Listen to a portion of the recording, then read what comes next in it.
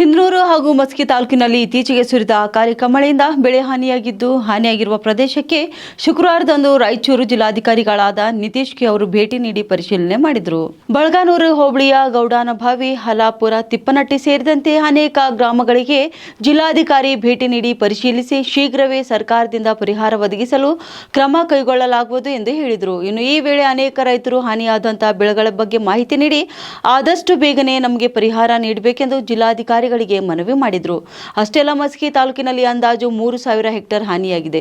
ಇನ್ನು ಹೆಚ್ಚಿನ ಸಮೀಕ್ಷೆ ನಡೆಯಲಿದ್ದು ವರದಿ ಬಂದ ನಂತರ ಮುಂದಿನ ಕ್ರಮಕ್ಕಾಗಿ ಮೇಲಾಧಿಕಾರಿಗಳಿಗೆ ವರದಿ ಸಲ್ಲಿಸಲಾಗುವುದು ಎಂದು ಮಸ್ಕಿ ತಹಶೀಲ್ದಾರ್ ಡಾಕ್ಟರ್ ಮಲ್ಲಪ್ಪ ಕೆ ಯರಗೋಳ ತಿಳಿಸಿದರು. ಇನ್ನು ವರದಿ ಬಂದ ನಂತರ ಮುಂದಿನ ಕ್ರಮಕ್ಕಾಗಿ ಮೇಲಾಧಿಕಾರಿಗಳಿಗೆ ವರದಿ ಸಲ್ಲಿಸಲಾಗುವುದು ಎಂದು ಮಸ್ಕಿ ತಹಶೀಲ್ದಾರ್ ಡಾಕ್ಟರ್ ಮಲ್ಲಪ್ಪ ಕೆ ಯರಗೋಳ ತಿಳಿಸಿದರು.